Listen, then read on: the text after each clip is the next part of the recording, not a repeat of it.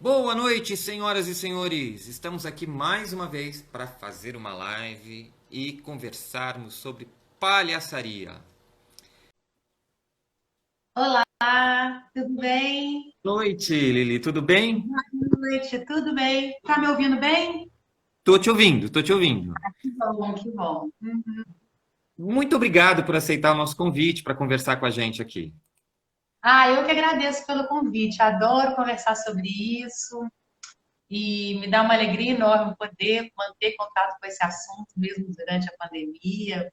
Bom, É o jeito assim, da gente se manter ativo, né? uhum, Fazendo alguma coisa. Eu queria começar te apresentando. Então vamos lá. tá, Lili gostei. Castro é palhaça, atriz, escritora e pesquisadora. Doutoranda em artes cênicas e mestre em artes cênicas pela Unirio. Especialista em Isso. História da Cultura e da Arte pela Universidade Federal de Minas Gerais e bacharel em Comunicação Social. É autora do livro Palhaços, Multiplicidade, Performance e Hibridismo. Aqui está. Fizemos a lição de casa. E de diversos artigos e crônicas sobre o assunto. Atriz profissional desde 1997, atuou em diversos espetáculos e participou de festivais e eventos nacionais e internacionais. Formou-se como palhaça no Ateliê do Riso, no Rio, no Eslipa e na Escola Internacional de la Comicidade, Madrid. Também se formou no curso avançado de Comédia dell'Arte, promovido pela Escola Internazionale dell'Attore Comico, em Reggio Emilia, Itália. Também o estágio de Comédia dell'Arte com Antônio Fava. Atualmente dá aulas de teatro, palestras e oficinas. Então, bem-vinda, Lili Castro. Obrigada.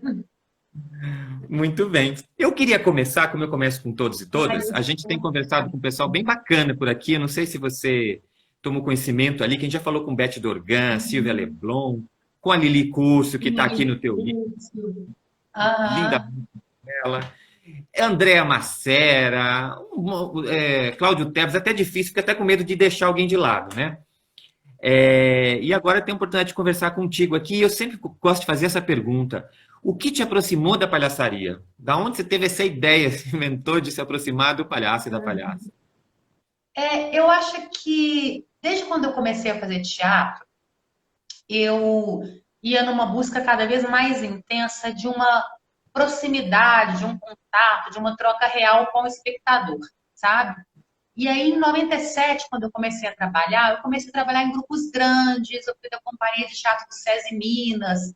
Então, assim, era aquele palco enorme, a gente fazia musical, o público estava lá longe, sabe? Aquela coisa meio quarta parede, né? E eu sentia falta de poder olhar, de poder considerar a presença do espectador, de poder trocar, conversar. Então, eu fui dando um passo de cada vez, fui procurando grupos menores, depois fui procurando teatro de rua, aí fui trabalhar com a Companhia Candongas aqui de Belo Horizonte, né? Nesse momento eu estou em Belo Horizonte e que era um grupo de teatro de rua dedicado à pesquisa de linguagens populares.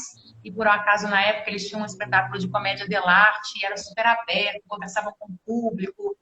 Então, cada vez mais eu ia me encantando por essa proximidade. E quando eu descobri o palhaço para mim foi o máximo da relação mesmo, né? Uma arte de relação, né? O palhaço ele se relaciona de verdade com o público, né? Um mesmo espetáculo de um mesmo palhaço, ele nunca vai ser igual, porque cada vez vai ser um público diferente, como a relação é muito intensa, tudo pode se transformar. Então, quando eu encontrei o palhaço, eu falei, nossa, tudo isso que eu quis da vida. Assim, que era aquela troca real, né? O espectador está aqui comigo, participando, existindo, olhando para mim, dizendo se gosta, se não gosta, levantando, indo embora, comendo, enfim. Né? Não tinha mais aquela separação, sabe, do palco para a plateia, né? O palhaço, ele fez isso. Então, foi assim que eu me apaixonei, me envolvi, me encantei profundamente com a arte do palhaço. Que legal, que legal. Uma das coisas também que a gente costuma perguntar, que nos interessa aqui na nossa pesquisa, assim, o nome da tua palhaça, como surgiu? Qual a história do nome da tua palhaça? A Dona Marilene foi o Márcio É, Libar em Tesouro. Né? Eu tinha Malibar. outro nome antes, chamava Matraca. Até 2008, minha palhaça chamava Matraca. Aí eu fui fazer o ateliê do Riso com o Márcio Libar no Rio, que durava 3 meses, e foi como eu acabei me mudando para o Rio, ficando lá até hoje, né? Estou no Rio há 11 anos. E aí eu estava fazendo uma improvisação e de faxineira, e eu limpava o palco, e uma hora ele gritou assim: Dona Marilene, vem aqui, limpa essa bagunça. E assim ficou para sempre, porque aquele, né, quando ele gritou Dona Marilene e eu vim, foi como se eu tivesse assumido o nome, né? E Que aí, legal. daí em diante, ou seja, de 2009 em diante, foi para sempre Dona Marilene. Gostoso isso, né? Ele sempre traz uma verdade, algo que conecta com a gente, né? Quando o nome verdadeiro vem, desperta alguma coisa, né? O palhaço ele tem assim uma É. magia, quase um xamânica mesmo, né? Ele faz a gente se conectar com várias coisas, né? E eu gosto do nome, eu acho que o nome é uma vibração, né? Que nos conecta com algo. Quando fala o nome do palhaço, a gente já se coloca ali em prontidão, né? E quem foram os teus mestres? Você citou aí o Márcio Libar, mais alguém que você considera seus mestres? Quem que você Eu tive elegeu? vários. E isso foi muito legal, porque eu tive a alegria de poder passar por mestres de origens diferentes, alguns mais tradicionais, outros contemporâneos, uns brasileiros, uns de fora. Né? Um deles é o Márcio Libar, que eu já citei, que eu fiz um ateliê do riso com ele em 2009, foi muito intenso, né? Foi um curso de 3 meses, mas assim, muito intenso. Inclusive ele que deu o nome. Aqui no Brasil também tenho como meus mestres o Richard Righetti e a Lília Moraes, do Grupo Oficina, que fundaram a Slipa, e eu fui da primeira turma da Slipa, e continuo até hoje tendo uma amizade muito grande, uma proximidade grande, tanto com a Lília quanto com o Richard, um amor mesmo, né, e um respeito por eles, que são meus mestres e mestres de uma geração inteira de palhaços, né, que eles formaram aí, né? Também tenho uma relação muito grande com o Ivan Prado. O Ivan Prado é um galego, ele é de Santiago de Compostela, Olha, mas ele vem muito ao Brasil. Nos últimos 4 anos ele não veio, mas antes ele vinha muito. O Ivan foi o diretor do meu primeiro solo. E eu estive na Espanha um tempo trabalhando com ele, passei vários meses lá trabalhando no grupo dele, trabalhando como produtora, montando meu espetáculo, produzindo, fazendo tradução. Foi uma experiência muito intensa também. Então, o Ivan também eu considero ele como um dos meus mestres. Eu acho que esses são os principais, né? E a Companhia Candongas. A Companhia Candongas, não exatamente como mestres de palhaço, porque eu não fui aluna de palhaço, como palhaça, eu não fui aluna deles, mas foram eles que um pouco que descortinaram esse mundo para mim. Porque eu era atriz e eu estava trabalhando como produtora deles quando eles foram montar um espetáculo chamado As Grandes Lonas do Céu, que era um espetáculo de teatro inspirado nos pequenos circos tradicionais. E aí, como produtora, junto com eles, a gente começou a percorrer, naquela época eu ainda morava em Minas, começamos a percorrer todos os pequenos circos tradicionais que ainda funcionavam nos arredores de Belo Horizonte. E aí eu comecei a ver os palhaços tradicionais. Foi nessa época que eu conheci, por exemplo, o Seu Alegria, que hoje tem sim, 86 anos de idade, que está aí no livro, eu conto a tá história aqui no dele. livro. Sim. Então, a Companhia As Candongas, digamos que foram quem os que descortinaram para mim esse mundo, né? Foi o primeiro contato. Acho que esses são os principais. E Perfeito. também, claro, dentro da Slipa tive muitos mestres, né? Que na Slipa a cada mês vinha um mestre diferente. Então, tive aula com o Ezio, tive aula com a Lili, tive aula com muita gente maravilhosa. Fora também tive aula com o Léo Bassi, que é maravilhoso, assim, o Johnny Melvi. Eu estudei com bastante gente, é bom. Eu acho que é bom. Eu tive uma mistura, Ótimo. consegui fazer uma misturada, sabe? De É origens. verdade. É verdade.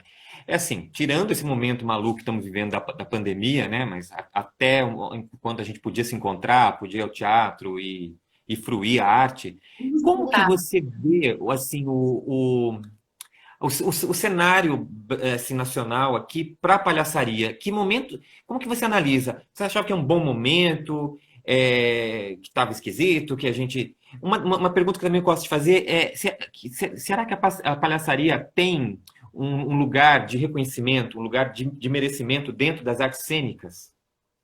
Duas Olha, perguntas eu aí. acho, claro, né? Estamos falando até antes da pandemia, né? Porque de Sim, repente tudo ficou congelado. Eu acho que a gente está num momento de crescimento. O próprio fato, por exemplo, de você usar a palavra palhaçaria é um sim. signo desse crescimento. Por quê? Porque, por exemplo, os palhaços do circo tradicional, eles usavam palhaçada. Depois, muita gente do teatro começou a fazer oficina, começou a se formar, começaram a surgir novas gerações que já vieram a usar a palavra palhaçaria. Isso já significa um novo braço, crescendo paralelamente ao outro que não deixa de existir, né? Então, eu entendo que nesse momento, a arte do palhaço, né, seja você prefira usar a palavra palhaçada ou a palavra palhaçaria, porque eu acho que as duas são válidas, eu acho que elas só dizem respeito ao lugar de onde a pessoa está falando, né? Mas as duas são válidas, então a palhaçada, a palhaçaria, é uma arte que está em expansão. Se a gente observar nos últimos 10 anos, teve um crescimento enorme, muita gente se tornando palhaça, o palhaço, muita gente começando a trabalhar mesmo, né? Então a gente está num momento maravilhoso. Até por isso que eu quis escrever esse livro, porque eu vi que existia uma demanda, né? Existia uma multiplicação do número de artistas se tornando palhaças e palhaços, né? E por algum motivo a gente tinha ficado muito tempo sem nenhuma publicação teórica ou histórica sobre o assunto. Então eu decidi me dedicar a esse livro, porque achei que tem muito palhaço novo, muita palhaça nova, muita gente se interessando, e que a área está crescendo muito. E eu acho isso muito bom, eu acho que o mundo precisa de palhaços e palhaças, né? É verdade. Sabe que aqui em Maringá, onde nós estamos, eu sinto que ainda há algum estranhamento, né? Pensa-se um pouco o palhaço, quando fala peça de palhaço, primeiro se recomenda para criança, parece que é espetáculo infantil, quando falou de palhaço, pensa logo em espetáculo infantil.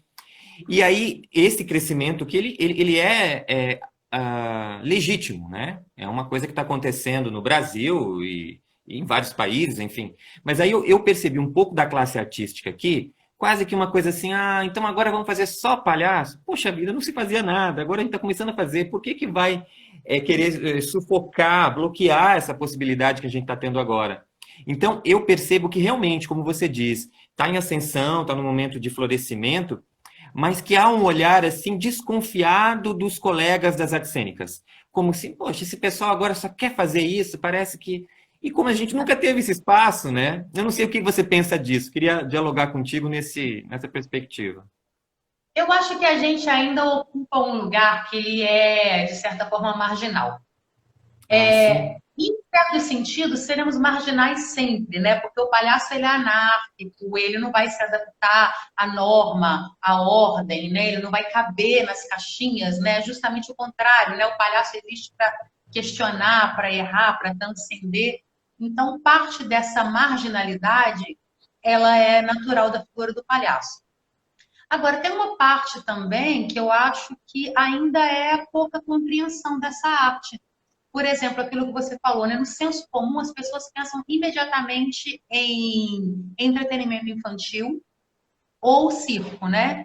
E embora o circo tenha sido, no último século, o principal lugar de trabalho dos palhaços, e sem dúvida foi o principal divulgador do trabalho dos palhaços para o mundo, não é o único lugar onde existem palhaços, né? Existem palhaços que trabalham em ambientes totalmente diferentes do circo.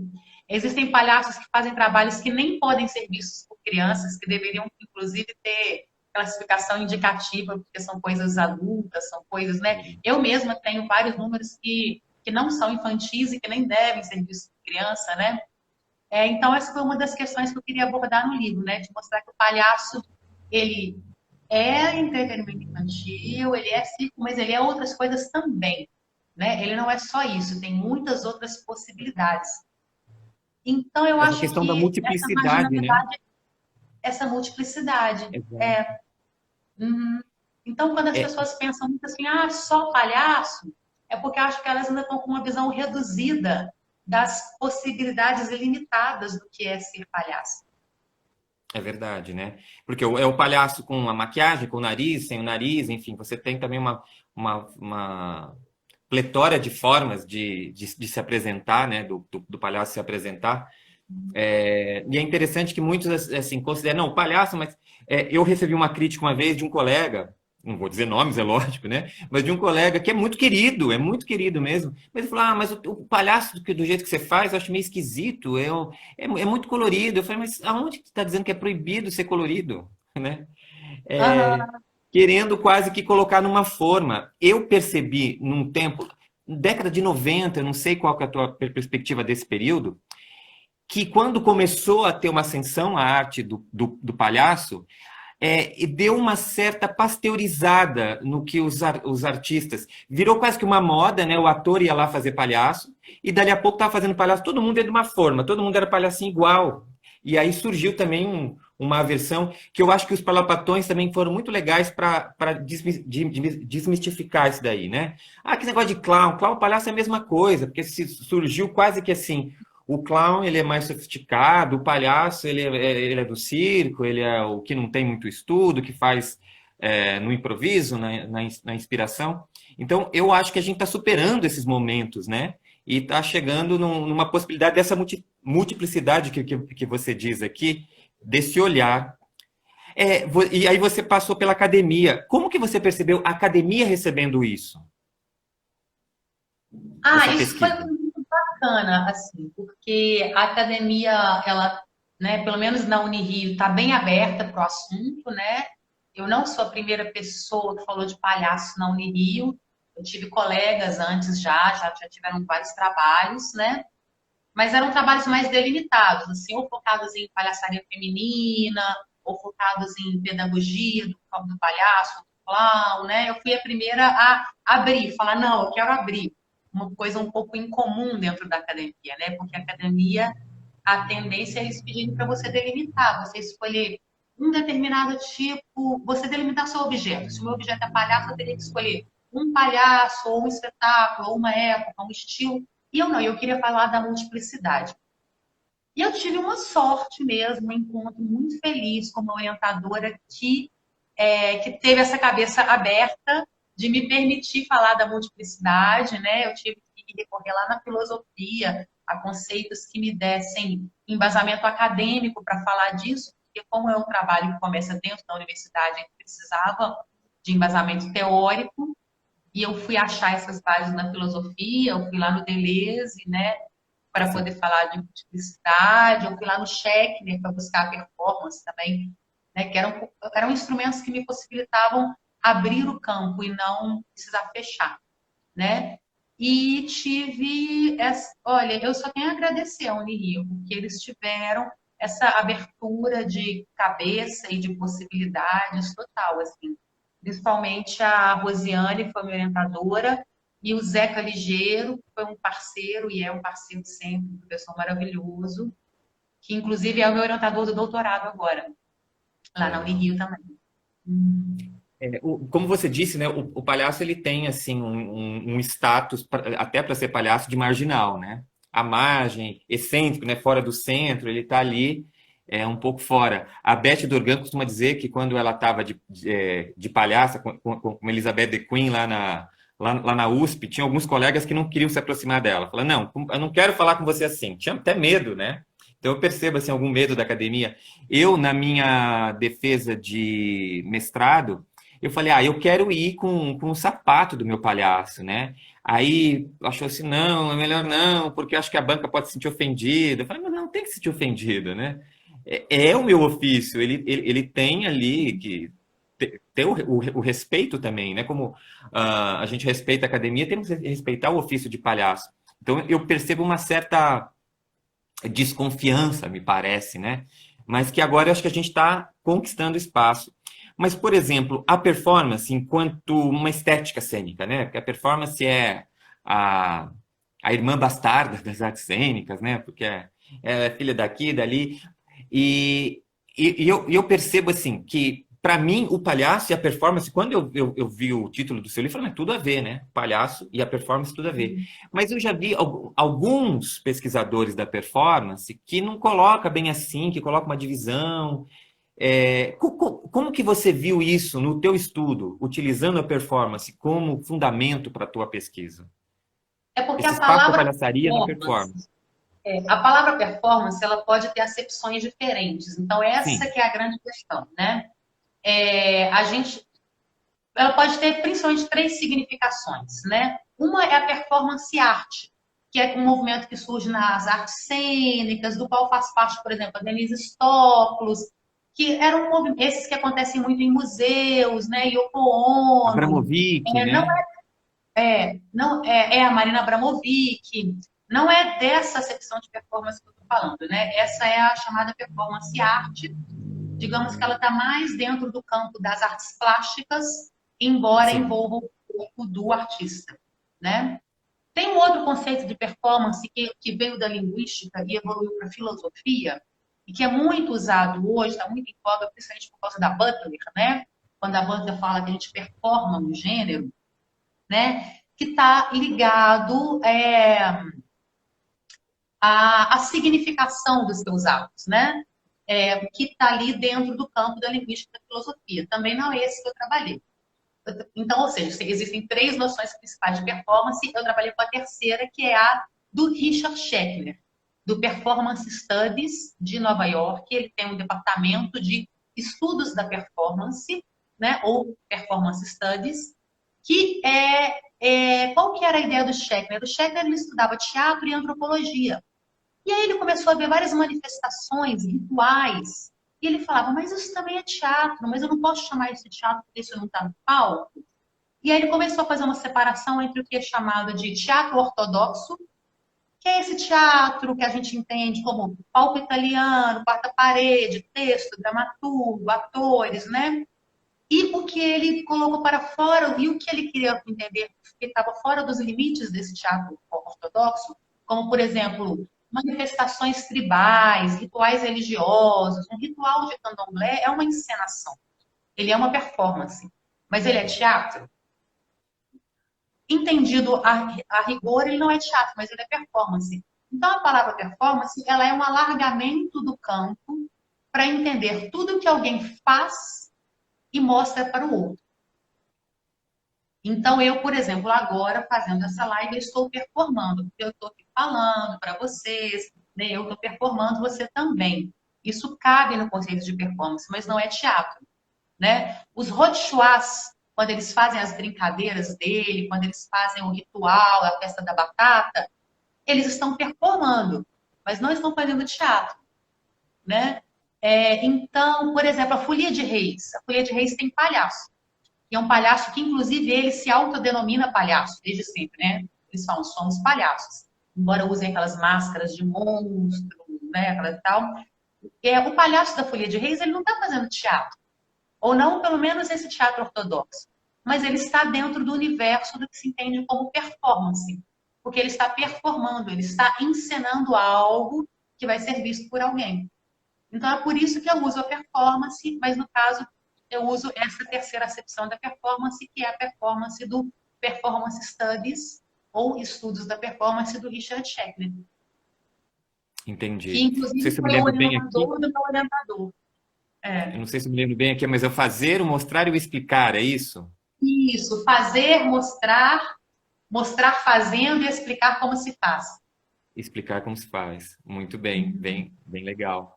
Legal tirar, porque eu percebo, eu fiz essa pergunta, porque às vezes eu percebo alguns colegas pesquisadores, né, parceiros mesmo, que se colocam ali nas artes cênicas. Eu lembro que uma vez falaram, ah, não, mas a performance do sujeito ali, não, não, performance é outra coisa. É, meio que querendo fazer um recorte, não dando essas três acepções, mas que uma só delas é a legítima. Eu acho que isso cria confusão, né? Parece que é um território que a gente tem que conquistar, ocupar aquele território, e não, eu acho que a gente tem que compartilhar, né, o Uhum. território. Acho Eu que essa percebo. confusão é bem comum, né? Ela é bem É, comum porque ficou muito forte a imagem da performance arte, essa das belas artes, né? E muita gente acha que performance é só esse tipo de manifestação estética, né? Então, por isso que é legal falar das três formas. Inclusive, eu quis manter isso no livro. Eu fiquei assim, será que isso é muito teórico e tal? Mas eu falei, não, eu acho importante deixar isso no livro, mesmo que seja uma discussão muito teórica, justamente para poder diferenciar esses três conceitos de performance porque os três são muito usados na contemporaneidade, né? Então, achei melhor perfeito. falar um pouquinho sobre cada um deles para entenderem qual que eu estava usando ali. E o que eu acho legal é a gente saber que há espaço para tudo. né? Não necessariamente um. Não há hierarquia entre esses conceitos, né? Tudo é possível, tudo pode conviver. E aí que eu acho que você também deu um tiro certeiro falando da multiplicidade, né?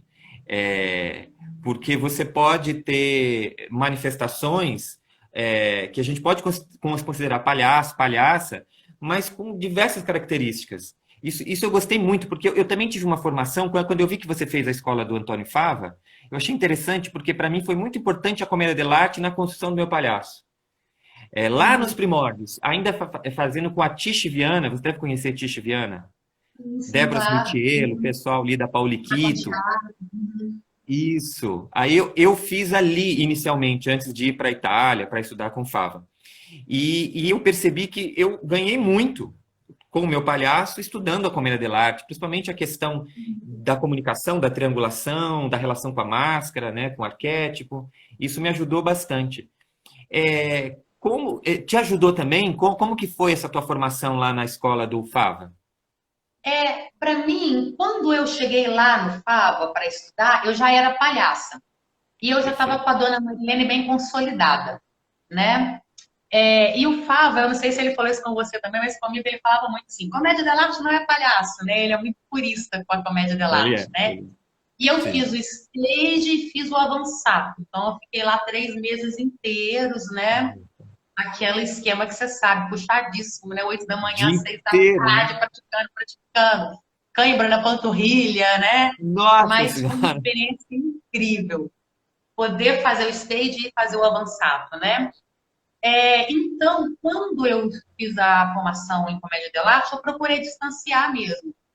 Para mim até foi Tá. um desafio, porque parece que quando a gente atua muito como palhaço, a palhaça fica tão forte na gente, que a gente tem a tendência a levá-la para tudo que a gente vai fazer. Então, eu comecei a fazer esse desafio de tentar não deixar a dona Marilene, naquele momento, me tomar, entende? E deixar meu corpo a serviço de que surgissem novas personagens, no caso, de cada uma das máscaras que estavam sendo usadas, Dona Zetsa, ou uma Zânia, ou Putinella, um Arlequim, né? Tentar mesmo não deixar a palhaça tomar conta de mim. E foi um exercício muito interessante, porque nos fins de semana, enquanto eu estive lá, eu ia para pequenos festivais fazer rua de palhaça. Então, Ah, legal. durante a semana, eu praticava comédia dell'arte, mas no sábado e domingo, quem trabalhava era a dona Marilene, que me sustentava lá, passando chapéu, né? E foi bem bacana, deu certo. Foi uma É, experiência muito, no muito final das gratificante. No final das contas, depois, né, que você finalizou ali a tua jornada, você conseguiu fazer porque você fala no seu livro sobre a multiplicidade, né? Que assim, isso pode, esse palhaço vem dessa origem e tal, de compreender, por exemplo, os anes da comédia dell'arte, né? Porque para mim é uma ficha que é muito interessante de você perceber caindo assim, né? Que você tem ali, segundo o Ruiz, Clau vem de Claude, é o camponês rústico. E aí você vê o Zani também é o camponês rústico, né? É o sujeito que vem esfomeado. O palhaço também tem fome de comida, de dignidade, de atenção, de afeto. Você conseguiu, assim, que legal, ver como que foi para você ver essas duas experiências. Eles têm muita coisa em comum, né? Eles têm muita coisa em comum e num leque aberto pode-se entender os anes como tipos de palhaço, né? Sim, É, sim. e os anes, sim, eles têm essa origem do campo, eles vêm de Bérgamo, famintos, mas eles emigram em busca de trabalho. Eles saem do campo para a cidade e viram trabalhadores domésticos, vamos dizer assim, Sim. né? Mas com aquela origem rústica, grotesca, que é a mesma origem da palavra clown lá no final da Idade Média, ainda nas moralidades, quando começa a aparecer o personagem chamado clown, né? Ele também é um camponês grosseiro que vai ali atuar. E aí é curioso que ele fazia dupla com o diabo e com o vice, que eram justamente os personagens cômicos daquela encenação religiosa, né? Muito E bem. Assim, uma pergunta também em relação a essa coisa dessa multiplicidade, né? Muitas vezes tem gente bom, palhaço é tudo que faz comédia, não necessariamente, né? Porque, por exemplo, você vê um humorista, um stand-up, não Aham. necessariamente é um palhaço. É. Imagina que chega uma pessoa e fala assim, não, eu quero ter ali uma diretriz, uma lente para poder distinguir. Como que você distingue? Esse aqui é palhaço, esse não, esse aqui apenas está fazendo humor. Esse é o maior dos desafios, né? Porque a linha é muito tênue, né? E quanto mais o tempo vai passando, mais tênue ela vai ficando. Porque, por exemplo, na década de 70, 80, essa linha divisória entre o palhaço e o humorista, ela era mais clara, porque os palhaços eles estavam num formato mais bem definido, digamos assim, né? O palhaço ele estava no circo, ele usava um sapatão, um nariz, ou então aquela roupa clássica do branco. Quando a gente começa a ter novos tipos de palhaço, e quando a gente começa a ter muitos artistas de teatro fazendo palhaço, e aí de repente vai se reduzindo essa maquiagem, de repente você vê pessoas que trabalham com uma indumentária que é quase cotidiana, o Léo Bassi trabalha de terno e gravata, Verdade. né? E bota aquele óculos, e é como se aquele óculos ele fosse o elemento metamorfoseador dele, né? Ao invés do nariz, apesar de que de vez em quando ele se veste de branco, de vez em quando ele bota o nariz, mas o mais comum é ele trabalhar de terno e gravata, né? O Então, por Tchacovati que que mesmo, ele é né? um Que coloca. palhaço? Por que que o Léo Bassi é um palhaço e não é um humorista, se ele trabalha de terno e gravata, né? Isso, falar para Essa, pôr. essa, essa, essa linha ela é muito tênue mesmo. É o tipo de trabalho que ele faz, né? Para começar, ele já se apresenta como palhaço, né? E ele cria todo um humor que vem a partir de si, a partir do próprio corpo, né? Então, eu acho que essa é a chave, uma das chaves, né? Uma das chaves, porque nem todo mundo que trabalha fazendo guia é palhaço. O cara que faz stand-up comedy não é palhaço. Ou um cara ele pode ser palhaço e fazer stand-up comedy também, né? Ou seja, um mesmo artista pode trabalhar várias formas de humor. Não precisa ser sempre só palhaço. Eu tinha uma perspectiva, assim, para uma pesquisa. No fim, eu acabei fazendo a minha pós-graduação na educação, acabei não fazendo nas artes cênicas e fui por outro caminho. Mas eu tenho uma perspectiva, eu queria saber o que você acha disso. Eu acho que existem, assim, algumas características de humor, né? Por exemplo, o bufão tem uma característica contestatória, que ri do mundo, que escarnece o mundo e tal, de maneira crítica. Você tem a comédia dell'arte, que também é uma comédia humana, que também faz uma crítica dos vícios sociais. E você tem o palhaço, que é um humor que tem um humor de si próprio. Ele é mais, do meu ponto de vista, o palhaço é mais existencialista, assim, apesar de dialogar com a sociedade, com todo o contexto, mas ele é mais na vibração do sublime, né, o clown, e o bufão mais na vibração do grotesco, a comédia dell'arte nessa crítica social. E aí eu vi os Trapalhões, né? Uma das formas que eu achei que dava certo, porque eles pegavam, eles abraçavam tudo isso, todo esse universo. O Zacarias, um clown, a criança, né? Você via o Mussum, um bufão, e você tinha o Didi, o Dedé, quase uma dupla de Zanes, né? Eu queria saber o que O você Dedé acha disso. nada, né? Exatamente. Os trapalhões usavam muito as dramaturgias tradicionais circenses, né? Você vai pegar, muitos dos quadros que eles faziam são entradas de circo, que eles repetiam na televisão. Então, eles repetiam aquelas entradas de palhaço que ainda são feitas nos circos tradicionais, né? Continuam sendo feitas. Só que, como era TV, eles tiraram a maquiagem, eles deram uma suavizada na indumentária, mas eram palhaços na TV, só que sem o nariz, né? Fazendo dramaturgias clássicas circenses. Uma coisa É. que me chamava atenção e que me identificou bastante com a comédia dell'arte é a questão, o Didi era muito Zane, a questão da fome que ele tinha, a questão daquela perspicácia, que no fim eles fizeram até o Auto da Compadecida quando eles fizeram, é lógico que ele acabou sendo o João Grilo, muito, né? Esse arquétipo que a comédia dell'arte se utilizou muito bem, né? Eu achei que ali eles tinham todas as camadas que o humor pode ter, eles conseguiram pegar ali. E para mim é lógico, todos são palhaços, né? Mas cada um com uma cor, um tom, né? Eu via matizes diferentes ali. E para mim, o que deu muito certo, eu acho que você não é dessa época, mas eu ali na década de 80, eu era criança, era moleque ali, e ficava esperando os Trapalhões, né? A gente sentava ali no Eu domingo, também, agora os a gente Trapalhões. é da mesma época.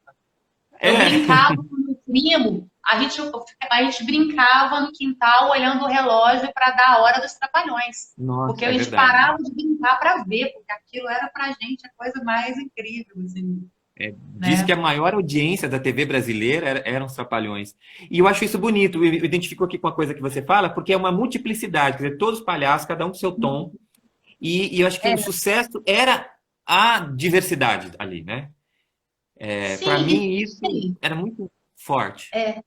E você pode ver como que cada um deles tem algo que vem do intérprete, do ator, da pessoa, né? Aquela coisa que eu falo muito no livro sobre o palhaço, ele é criado a partir de características daquele ser humano que o interpreta, né? É claro que a pessoa pode exagerar mais ou menos na maquiagem, mudar mais ou menos a voz, mas cada palhaço é único porque cada ser humano é único. Então, o Mussum, ele tinha características que eram do Mussum, que era daquele homem negro, que é sambista, que é mangueirense, que gostava de O Antônio beber. Carlos. O do Zacarias tinha características que eram dele, daquele cara que ficou careca e que tentava esconder aquela careca, né? E o Didi cearense, brincavam com essa coisa de cearense. O Dedé, como ele era mais bonitão, né? Você achava mais bonitão, ele fazia esse papel de escada. Ou seja, o humor de cada um, o palhaço de cada um, está totalmente ligado com as características físicas e psicológicas daquele artista que está fazendo, né? Se trocasse, se botasse o Zacarias para ser o sambista cachaceiro, talvez não desse certo, entende? Né? E se o Mussum fosse ser o escada, imagina se o Mussum fosse ser a escada do Didi, não ia dar certo, né? É verdade. Então, o palhaço está muito ligado com a pessoa que o interpreta, né? Isso que eu acho a coisa mais fantástica do palhaço. Eu E gosto muito de existem falar tan- assim. Pode dizer, fala. não, existem tantos tipos de palhaços quanto existem pessoas no mundo, né? Porque cada Sim, um é uma expressão bem. E aí tem uma característica bem interessante com a questão da performance, né? A compreensão desse termo está ali, porque o material é a tua vida, né? o É a tua material é o experiência, seu corpo, a sua vida. teu corpo, exatamente. Muito Eu bom. gosto muito de falar, por exemplo, numa peça de teatro tradicional, vamos supor que a gente está montando de uma forma bem tradicional, num palco italiano, e a gente está montando o Hamlet. E aí o Wagner Moura está fazendo o Hamlet. Aí vamos supor que o Wagner Moura torceu o pé. Aí a gente vai pegar outro ator para substituí-lo naquele papel. O ator que vai substituí-lo vai se esmerar ao máximo para fazer o mais parecido possível. É claro que nunca vai ser exatamente igual, porque é outro ator, é outro corpo, mas a intenção é de que Sim. seja igual, né? Então ele vai repetir todas as marcas, todas as deixas, todas as falas, vai falar, né? Vai tentar fazer aquele Intenções, né? Hamlet igualzinho o outro. Se a gente estiver montando um Hamlet palhaço, e Ah, aí quem está fazendo o Hamlet é o Zabobrinho, do Ezio. E sim. aí, o Zabobrinho ficou com dor de barriga, não vai poder fazer hoje. Vamos ter que chamar outro palhaço, vamos chamar o Café Pequeno, que é o Richard Righetti. Vai ser outra peça, porque o Café Sim, Pequeno, ele não vai fazer igual o Zabobrinho, né? Ele vai fazer do jeito dele, verdade. porque cada palhaço é único mesmo. Então não existe essa, né? Quando você tem um arranjo em grupo, né, de 2 ou 3 palhaços e você troca um, muda tudo. Porque o palhaço novo que entrou, ele vai ter outro jeito. Por isso que essas dramaturgias tradicionais circenses são repetidas. Olha, algumas vêm desde 1800. Tem um livro do Tristan Remy, que ele vai registrando algumas dos 1890, 1904, 1911. Ele registra entradas antiguíssimas que são feitas nos nossos circos até hoje. E por que elas funcionam até hoje? Porque cada palhaço adapta de seu jeito, dá o seu tom, o seu humor. Então, assim, eu já vi a Abelha Belinha não sei quantas vezes, A dezenas de primeira vez vezes. que eu vi foi nos Nunca foi Trapalhões. igual. É verdade. A primeira vez que eu vi, que eu me lembro, foi nos Trapalhões. Eles, né? clássico, um número clássico. É. Eu faço o número da telepatia, que está lá no Bolognese. Uhum. E aí invento, né? Porque aí você inventa o teu jeito de fazer, você inventa uma forma diferente.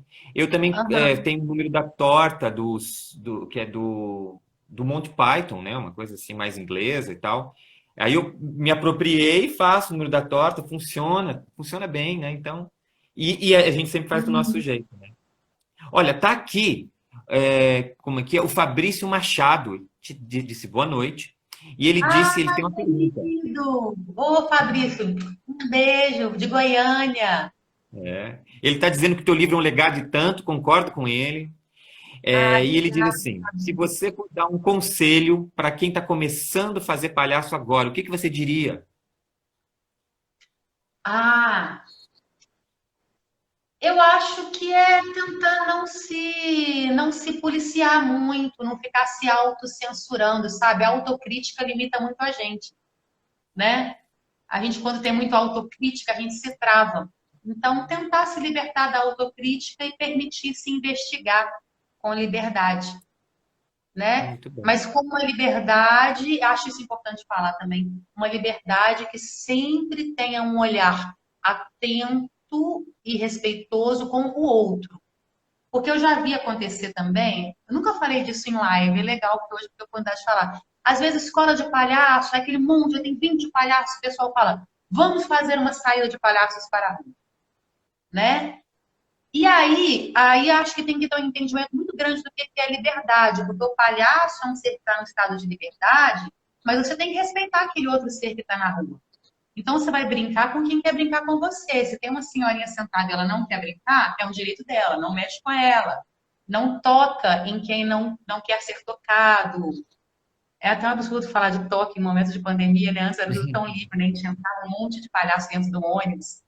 Então, eu acho que é isso, tentar jogar de forma livre, se libertar da autocrítica, tentar deixar fluir o que é natural seu, mas sempre tem que ter uma anteninha ligada aqui, principalmente para quem trabalha na rua, que é o respeito ao outro, né? Esse outro, que é a pessoa que está na rua, o passante, o público, se ele parou para me ver ou se ele não parou, ele sempre tem que ser respeitado, né? E ele tem o direito de não parar. Isso é uma dica também para quem tá, que é para quem faz rua. A gente tem que conseguir ganhar a pessoa. Tem que fazer a pessoa parar porque ela quer e não ficar tentando obrigar a pessoa a parar, né? Achar essa sensibilidade também, né? Ser livre respeitando a liberdade do outro.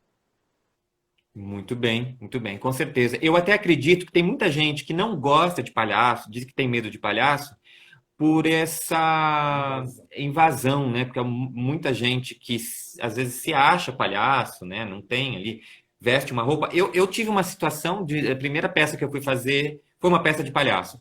E o meu diretor, por mais boa intenção que ele tinha, falou: se veste de palhaço ali, faz essa maquiagem, pronto. Eu não tive nenhuma formação, nenhuma iniciação, né? E aos poucos, por isso que eu digo que a comédia dell'arte foi importante para mim, porque eu não tive formação de palhaço, fui fazer comédia dell'arte. Aí eu trouxe para o palhaço, fui me defendendo até poder fazer uma iniciação de palhaço e aí compreender perfeitamente. Mas eu percebo que muita gente que não é palhaço de verdade, né?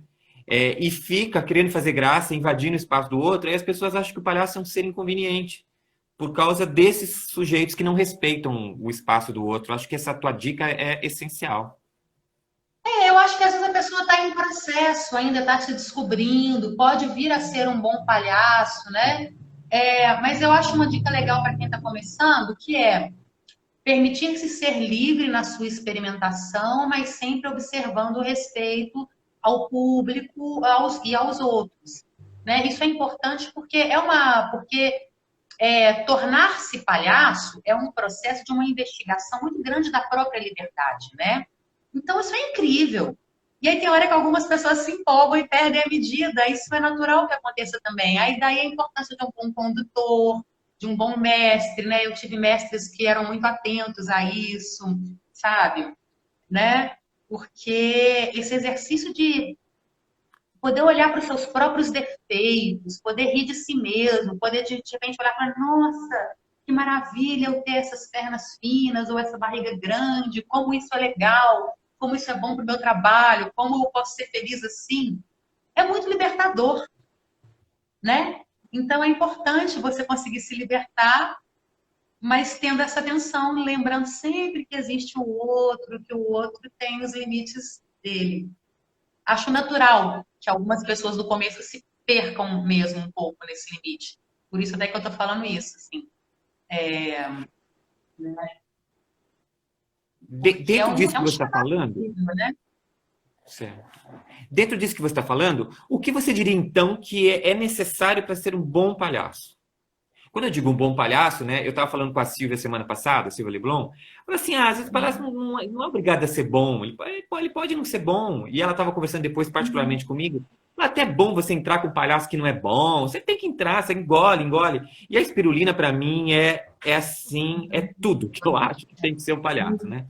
Mas na tua perspectiva, pelo teu estudo, pela tua experiência, tua convivência com palhaços, o que você diz que são atributos de um bom palhaço, aquele que realmente cumpre a sua função enquanto palhaço? Essa é uma pergunta bem difícil, né? Porque eu vou É, pegar o gancho dela, eu concordo, né? Não é que tem que ser bom. E mesmo o bom palhaço, mesmo os melhores palhaços do mundo, eles vão ter um dia de fracasso.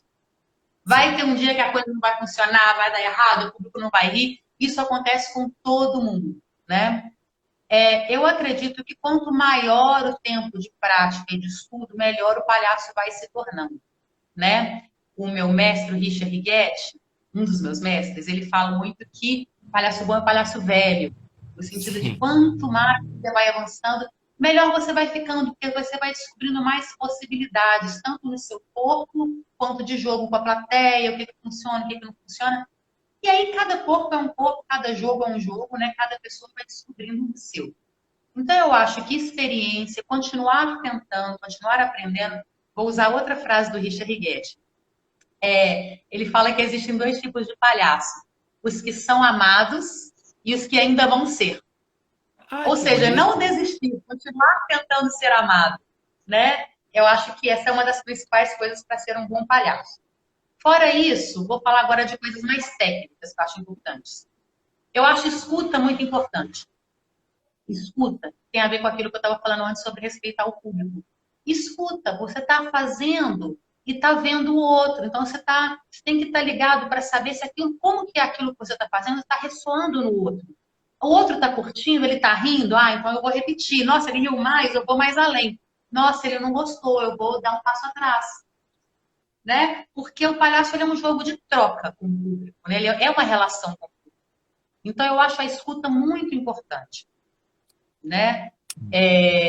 Você conseguir estar inteiro ali, entendendo os efeitos do que você está fazendo e controlando esses efeitos. Eu acho que essa é uma das coisas.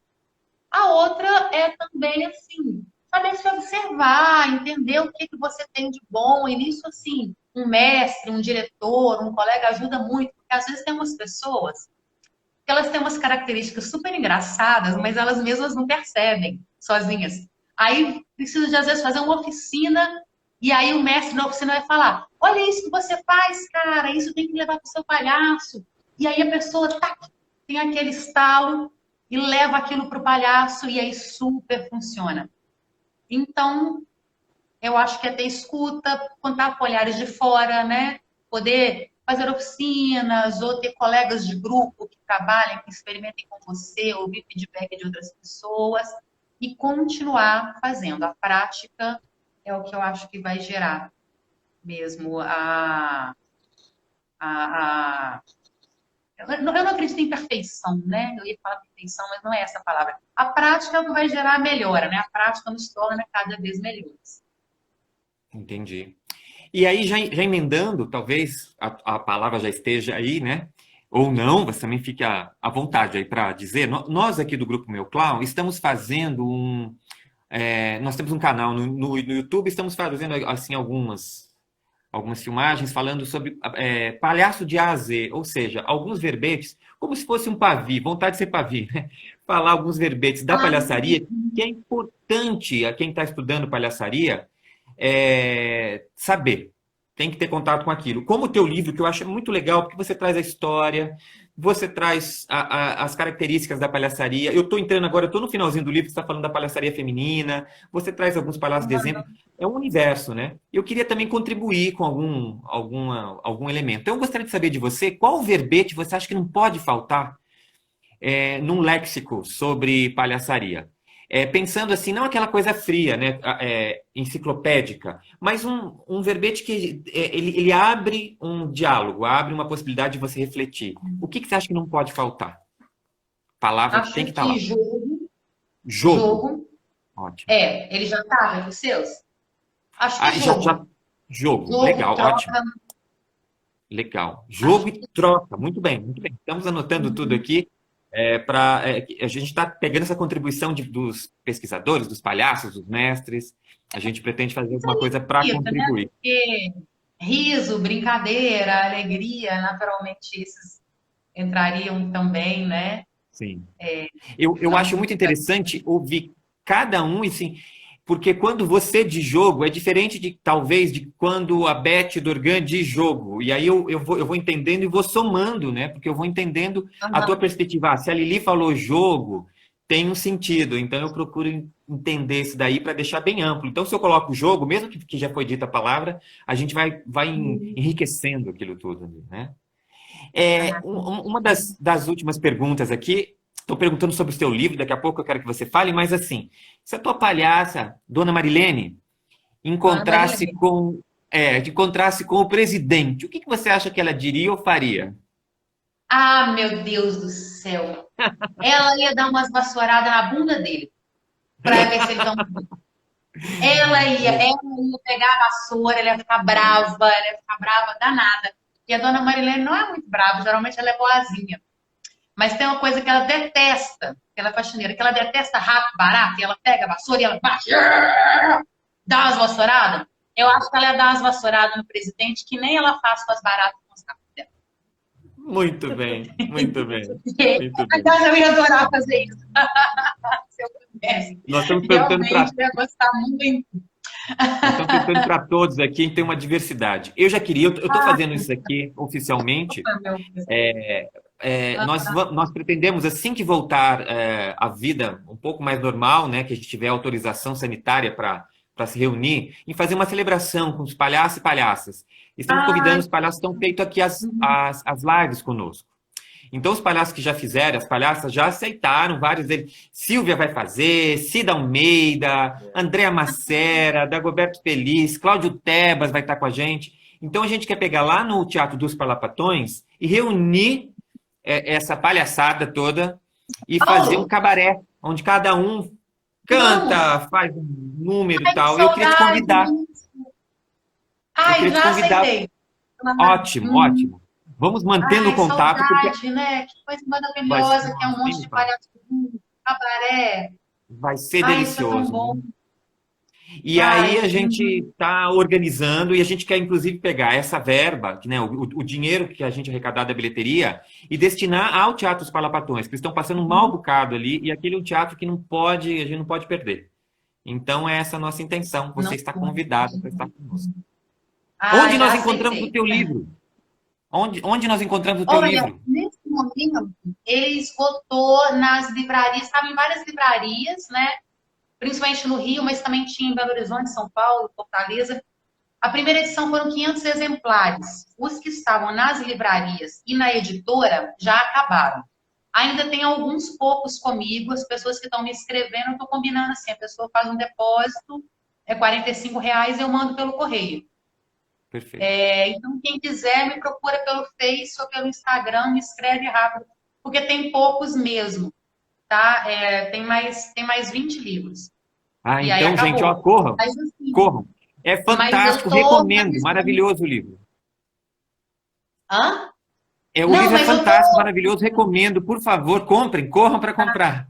Obrigada, obrigada. Está tendo muita procura, então eu já estou conversando com o editor e a gente já está trabalhando numa segunda edição. O que aconteceu foi que essa pandemia ela deu uma retraída em tudo, né? Ela atrasou muita coisa. Aliás, não é uma segunda edição, é uma segunda reimpressão dessa mesma Impressão. edição. Vai ser só mais uma tiragem, né? Então, a Perfeito. gente está planejando fazer uma tiragem de mais 500 ou 1.000. Isso está sendo conversado ainda. E Faça ficou 1.000, um vai pouco vender. parado por conta da pandemia, porque a pandemia ela também mexeu muito no mercado editorial, né? Certo. E mexeu em tudo, né? Infelizmente. Mas isso, assim, é só um atraso, vai sair, eu tenho certeza. E que Mas uma pode hora a fazer gente. 1.000, vai vender, vai vender. É um livro Ah, bem espero que sim, foi muito bacana, trabalho. Foram 3 anos de trabalho muito intenso, assim, 8 horas por dá para dia, às perceber. vezes fim de semana também, várias viagens a campo, fui muito a Pernambuco. Na época eu estava no Rio, vim muito a Minas, fazer pesquisa aqui. Dá para E perceber, assim, bastante, muitas bastante trabalho viagens, mesmo. é, fico O livro é feliz lindo, lindo mesmo. com o resultado, fico feliz com o acolhimento, porque foi muita, muita dedicação. Ai, que bom. Muito, olha, assim, foi um prazer incrível te conhecer, falar contigo. Quando Eu, a gente tá estudando ali, né? É bom conhecer autor vivo, né? Vários autores já morreram, então a gente conhecer autor vivo é legal. Eu lembro que quando eu fui professor da Universidade Estadual de Maringá aqui, e às vezes a gente levava a obra, sempre o autor tinha morrido, tal. Quando levava um autor vivo, a gente conseguiu trazer o Bolognese, né? Que o Mário Bolognese ai, aqui. Nossa, maravilhoso! autor Ele é um vivo, amor, um amor. né? E o Mário é um amor, assim, ele é a nossa principal referência, né? O primeiro a fazer Sim, um livro sobre palhaços sim. mesmo, né? Indispensável o E ele é livro, um né? amor, indispensável, o trabalho dele é indispensável para quem é Muito. palhaço. Inclusive, aquele último capítulo dele, onde ele transcreve várias entradas tradicionais, aquilo é um presente maravilhoso para quem se tornou palhaço por outros caminhos que fora do circo, né? Porque a gente pode aprender aquelas entradas e reproduzi-las a nosso modo, né? Assim, aquele livro é fantástico. Foi ali que eu peguei a telepatia, que me funciona até hoje. Muito E legal, eu fiz muita coisa dali também. verdade. Então, mais uma vez, muito obrigado por atender nosso pedido, nos trazer seu conhecimento, compartilhar conosco aqui. Um prazer te conhecer. Espero que a gente se aproxime um pouco mais agora e troque as nossas experiências. Sempre é muito bom. Tá Claro, bom? eu que agradeço pelo convite, adorei, adorei mesmo. Vamos seguir em contato. E eu vou ficar torcendo para fazer esse cabaré nos Parlapatões. Assim, tô morrendo de Vamos saudade de fazer o encontrar as cabaré. pessoas de verdade, sabe? Essa coisa, né? De poder estar junto ali. Vai ser lindo. Perguntaram se o cabaré vai ser em Brasília.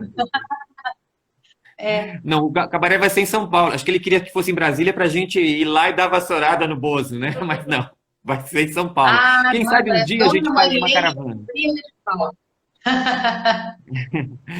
Porque vários palhaços, né? Vários. A Lili Curcio falou: não, eu vou pegar, eu vou falar uns palavrões para ele. A Mafalda falou: eu pegava uma tesoura e cortava ele em pedaços. Cada um falou uma coisa. Foi muito divertido, muito divertido. Mas muito obrigado, a gente vai se manter conectado aí, Eu que tá bom? agradeço. Adorei. Passou Beijo rapidinho, né? grande. Como sempre. Um Passou. beijo Quando tá grande, bom, passa obrigada. rápido. Continue. Vai ficar no Até uma YouTube próxima depois? aí. Oi? Vai ficar no YouTube depois? Vai ficar. Eu passo tudo para você, Tá tá bom? bom. Ok. Beijo. Um beijo para todo mundo do seu grupo. Obrigada. Adorei. E obrigada por Valeu. todo mundo que vai participar. É isso Tchau. aí. É isso aí. Muito obrigado e sigam a gente nas redes sociais.